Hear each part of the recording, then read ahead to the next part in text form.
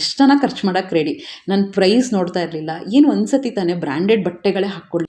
Actually ಈಗ್ಲೂ ನಾವು middle ಕ್ಲಾಸೇ ಆಯಿತಾ. ಏನೇ ಹೋದರೂ ಶಾಪಿಂಗ್ ಹೋದರೂ ಕೂಡ ಎಲ್ಲ ನೋಡಿ ಮಾಡಿ ಪ್ರೈಸಸ್ ಎಲ್ಲ ನೋಡಿ ಸರಿ ಹೋಗುತ್ತಾ. ಈಗ ತುಂಬ ಕಾಸ್ಟ್ಲಿ ಕೊಡೋಕ್ಕೂ ಆಗಲ್ಲ. ಅದು ಮಿಡಲ್ ಕ್ಲಾಸ್ ಫ್ಯಾಮಿಲಿಯವ್ರಿಗೆ ಗೊತ್ತು ಆಯಿತಾ. ಸೊ ಅದಕ್ಕೆ ಎಲ್ಲ ಯೋಚನೆ ಮಾಡಿ ತೊಗೋತೀವಿ. ಬಟ್ ಇದೊಂದು ದಿನ ಅವ್ರು ಒಳ್ಳೆ ತುಂಬ ಹೈ ಕ್ವಾಲಿಟಿ ಬಟ್ಟೆಗಳೇ ಕೊಡ್ಸೋಣ. ಒಂದು ಕರ್ಚೀಫು, ಸಾಕ್ಸು ಎಲ್ಲ ಕೊಡಿಸಿದ್ದೀನಿ ನಾನು. ಅಂದರೆ ನನಗೇನು ಗೊತ್ತಾ, ಹೆಣ್ಮಕ್ಳಿಗೆ ನಾನು 3 ದಿನದಿಂದ ಕಾಲೇಜಿಗೆ ಹೋಗ್ತೀನಿ. ಅಲ್ಲಿ ಏನು ಕೊಡಿಸೋದು, ಹಸ್ಬೆಂಡಿಗೆ ಏನು ಕೊಡಿಸೋದು ಅಂತ ತಲೆ ಕೆಟ್ಟೋಗ್ತಿತ್ತು. ಹೆಣ್ಮಕ್ಳು ಬರ್ತಡೇ ಆದರೆ 1000 ಐಟಮ್ಸ್ ಕೊಡಿಸ್ಬೋದು. ಒಂದು ಕ್ಲಿಪ್ಪು, ಹೇರ್ ಪಿನ್ನು, ಬ್ಯಾಂಡು, ಸೀರೆ ಎಂತೆಷ್ಟು ಕೊಡಿಸ್ಬೋದು. ಬಟ್ ಗಂಡು ಮಕ್ಳಿಗೆ ಏನು ಕೊಡಿಸ್ಬೇಕು ಅಂತ ಭಾರಿ ತಲೆ ಕೆಟ್ಟೋಗುತ್ತೆ. ಸುಮ್ಮನೆ ಥಿಂಕ್ ಮಾಡ್ಕೊಂಡು ಏನು ಯೂಸ್ ಆಗುತ್ತೆ. ಅದು ಈಗ ಬರ್ತಡೇ ಅಂದರೆ ಸುಮ್ಮನೆ ಕ್ರೇಜ್ಗೋಸ್ಕರ ಏನೋ ದುಡ್ಡು ಖರ್ಚು ಮಾಡೋದು, ಅದು ಇಷ್ಟ ಆಗಲ್ಲ. ಯಾಕೆಂದರೆ ನಮ್ಮ ಪರಿಸ್ಥಿತಿ ನಮಗೆ ಗೊತ್ತು. ಈಗ ಮನೆ ಕಟ್ಟಿದ್ದೀವಿ, ಲೋನ್ಗಳಿದ್ದಾವೆ ಅಂದರೆ ಒಂದು 10 ರೂಪಾಯಿ ಖರ್ಚು ಮಾಡಬೇಕಾದ್ರೂ ಅದು ವರ್ತಾ, ಅದು ನಿಜವಾಗ್ಲೂ ಯೂಸ್ ಆಗುತ್ತಾ ಅಂತ ಯೋಚನೆ ಮಾಡಿನೇ ಖರ್ಚು ಮಾಡ್ಕೋಬೇಕು. ಸೊ ಅದಕ್ಕೇ ನಾನು ತಲೆಯಲ್ಲಿ ಅದೇ ಯೋಚನೆ ಮಾಡ್ತಿದ್ದೆ. ಇನ್ನೇನು ಬರ್ತಾಯಿದೆ, ಡೇಟ್ ಬರ್ತಾಯಿದೆ ಅಂತ ಹತ್ತಿರ ಬಂದಾಗಲೇ ಸ್ಕೂಲಲ್ಲೂ ಸುಮ್ಮನೆ ಫ್ರೀ ಇದ್ದಾಗ ಏನು ಕೊಡ್ಬೋದು ಅವ್ರಿಗೆ ನಿಜವಾಗ್ಲೂ ಯೂಸ್ ಆಗಬೇಕು ಅಂತ.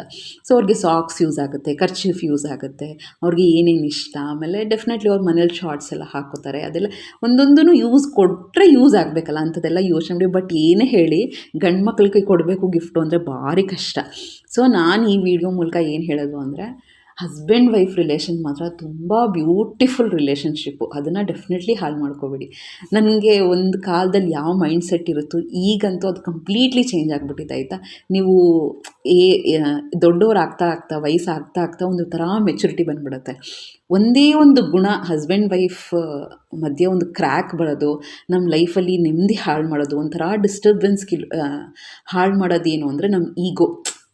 ನಾನೇನಕ್ಕೆ ಬಗ್ಬೇಕು, ಅವರೇ ಬಗ್ಲಿ, ನಾನೇನಕ್ಕೆ ಕೆಲಸ ಮಾಡಬೇಕು, ನಾನು ಇಷ್ಟೊಂದು ದುಡಿತಾ ಇದ್ದೀನಿ, ಅವೆಲ್ಲ ಬಿಟ್ಟು ನೋಡಿ ಆಯಿತಾ. ಲೈಫಲ್ಲಿ ತುಂಬ ನೆಮ್ಮದಿಯಾಗಿರ್ತೀರ.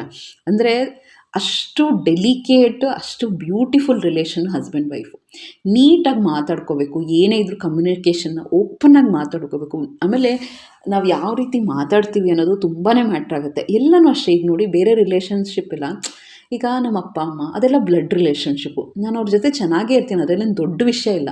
ನನ್ನ ತಮ್ಮನ ಜೊತೆ ಚೆನ್ನಾಗಿರ್ತೀನಿ, ನಮ್ಮ ಅಕ್ಕನ ಜೊತೆ ಚೆನ್ನಾಗಿರ್ತೀನಿ, ಅದರಲ್ಲಿ ಏನು ದೊಡ್ಡ ವಿಷಯ ಇಲ್ಲ. ಬಟ್ ನಮ್ಮ ಪಾರ್ಟ್ನರ್ಸ್ ಜೊತೆ ನಾವು ಎಷ್ಟು ಚೆನ್ನಾಗಿರ್ತೀವಿ ಅನ್ನೋದು ಅನ್ನೋನ್ ಪರ್ಸನ್ ಅವರು. ದೇ ಆರ್ ನೋವೇರ್ ರಿಲೇಟೆಡ್, ಏನರಲ್ಲೂ ರಿಲೇಟೆಡ್ ಆಗಿರಲ್ಲ. ಸೊ ಅವ್ರ ಜೊತೆನೂ ನಾವು ಎಷ್ಟು ಅರ್ಥ ಮಾಡಿಕೊಂಡು ಲೈಫ್ನ ಲೀಡ್ ಮಾಡ್ತೀವಿ, ಎಷ್ಟು ಅರ್ಥಪೂರ್ಣವಾಗಿ ಲೈಫ್ನ ಲೀಡ್ ಮಾಡ್ತೀವಿ, ಅದು ತುಂಬ ಇಂಪಾರ್ಟೆಂಟು.